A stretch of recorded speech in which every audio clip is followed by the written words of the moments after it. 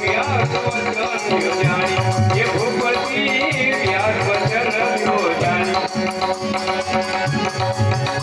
મહારાજ તારો દીકરો દુર્યોધન એવા ખરાબ નક્ષત્રમાં જન્મો છે ને એ આખી ભારત ભૂમિનો ભાગ પહેરાવ્યો છે અને સાંભળ મહારાજ હજી તારો દીકરો મોટો થઈને કેવો થશે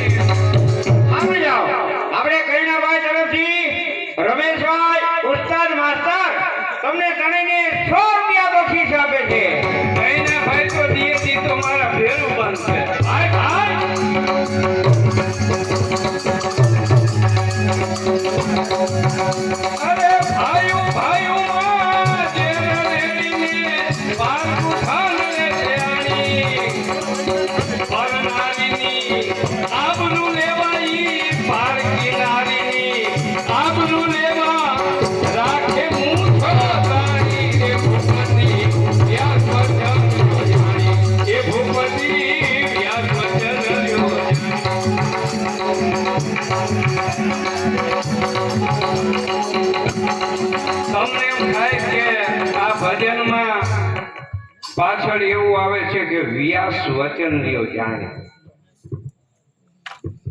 18 પુરાણ અને ખટ શાસ્ત્ર એ કોને બનાવ્યા આ વ્યાસજીએ લખ્યા હો બધા સમજી જાઓ 2000 થી આપણે દીપકો ભાગ આવ્યા છે ભાઈ એમના તરફથી તમને 100 રૂપિયા બક્ષી અમારા બધા ભવાઈમાં જ રહી ગયા ને કે મોરારી બાપુ હોય તોય ભલે ને ગીરી બાપુ હોય તોય ભલે એ ગાદી ઉપર બેહીને વાંચે ને એને શું કહેવાય વ્યાસપીઠ 18 પુરાણ અને 6 શાસ્ત્ર વ્યાસજીએ લખ્યા મોરબીમાં ઘનશ્યામભાઈ પટેલ એક સાહિત્યકાર હતો એ મરી ગયો અમે એક વખત ભેળા બેઠેલા અને તઈએ ઘનશ્યામ એકલું મને પૂછ્યું કે રમેશભાઈ ભગવાન કૃષ્ણ ગીતાજી બોલ્યા અર્જુનને ગીતાજી સમજાવ્યા રણભૂમિની માલિકોને લખવા વાળું કોણ હતું કોઈ નહોતું ભગવાન કૃષ્ણ બોલ્યા ને જે ગીતાના શબ્દો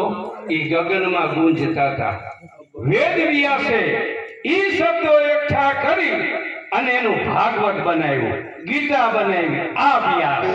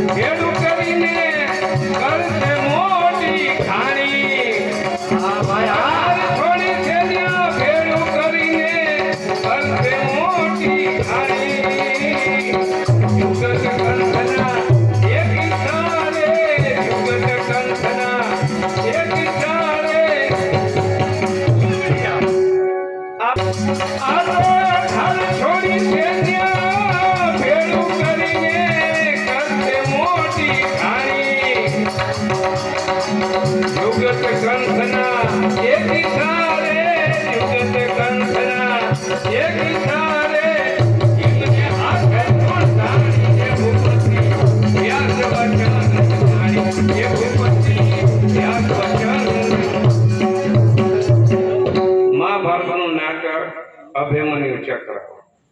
કલાકારો બધા સારા છે. કોઈને મોજ આવે ને તો વરસતા રહેજો. કલાકાર છે ને એક છોડ જેવો હોય, એને પાણીનું સિંચન થાય ને એ છોડ મોટો થાય ને એમાં પછી ફૂલ આવે. એમ કલાકાર ભલે 50-100 રૂપિયા બક્ષીસ આવે ને એટલે કલાકાર ખીલે. તો આજે રણભૂમિની અંદર દ્રોણાચાર્ય અને અર્જુનજીનું યુદ્ધ ચાલુ છે. એક બાજુ ભાણેજ અભિમન્યુની ઉંમર વધતી જાય છે. કદાચ જો 18 વર્ષનો અભિમન્યુ પૂરો થાય ને તો એના હાથે મારું મોત લખાયેલું છે. પણ હું કોણ? દ્વારકાધીશ કનૈયો. રણભૂમિની મારી કોણ? બ્રાહ્મણનું રૂપ ધારણ કરી અર્જુનજીને પાતાળમાં લઈ જાઓ. પાછળથી 7 કોઠા યુદ્ધની રચના કરાવ. પછી જોઉં છું કે ભાણેજ અભિમન્યુ કેમ મરતો નથી. એ 18 વર્ષ જો પૂરા થાશે અભિમન્યુ નહીં મરશે. આ 18 વર્ષ પૂરા થાશે તો અભિમન્યુ નહીં મરશે. મારી મુજને રાજત્રિલોકનું કરશે. રણભૂમિમાં બ્રાહ્મણ બની અર્જુનજીને પાતાળમાં લઈ જાઓ.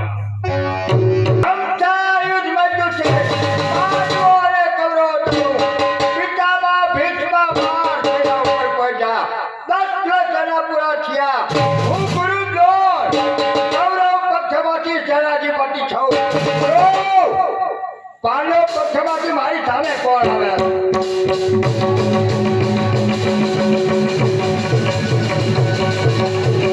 18 દિવસના યુદ્ધના બધા થઈ ગયા. 4 વર્ષ કર્યું કે કોણ યોદ્ધા મારી સામે? કોણ? ગુરુ દ્રોણ.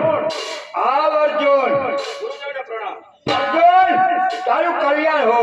અર્જુન કૌરવ પક્ષમાંથી સેનાધિપતિ હું છું. મને યુદ્ધ આપ. અરે ગુરુદેવ, તમારી સામે યુદ્ધ કરવા છતાં મારા હથિયાર એ તમારા ચરણમાં મૂકું એમાં જ મારો વિજય છે. ગુરુ અને શિષ્યના સંબંધ હતો આવા હો. અરે ઘર ઘર સંતાન હો.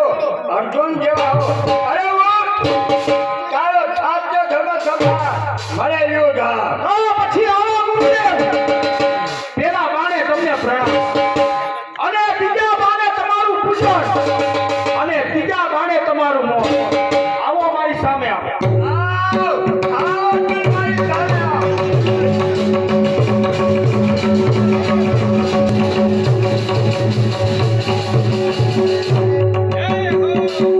કુંતી પુત્ર અર્જુનજીનો જય. અરે આ શું?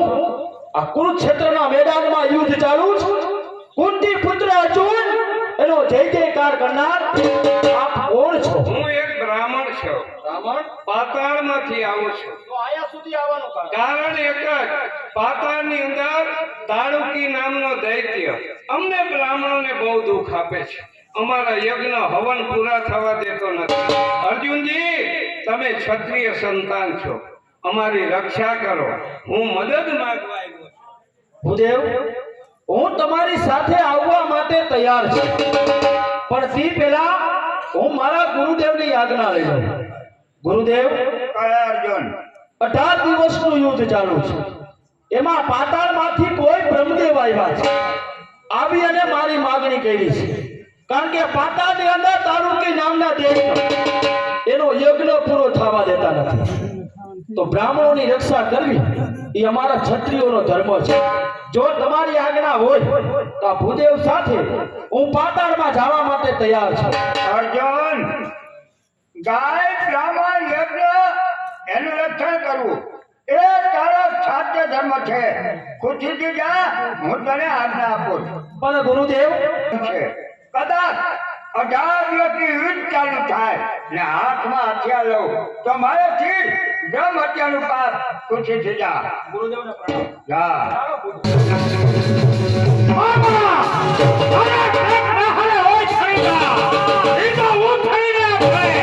આ જીવને ખસેડારો એનો જે હે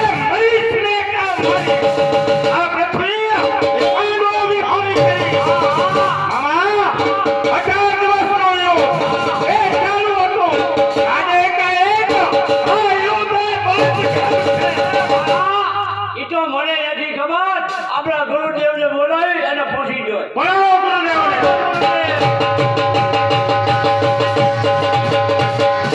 ગુરુદેવને વંદન. આ છે કયા છત્રપતિ મને કેમ બોલાવ્યો? ગુરુદેવ ત્યાં 18 દિવસનો યુદ્ધ એ ચાલુ હતું ને એકાએક આ યુદ્ધ અત્યારે ગાંધીધામ છે. દુર્યોધન, મારું અહીંયા અર્જુનનું યુદ્ધ ચાલુ હતું. એ સમયે પાતાળમાંથી એક ભૂદેવ આવ્યા. પાતાળમાં અછીરો એનો યજ્ઞ પૂરો નથી થવા દેતા, એટલે આવીને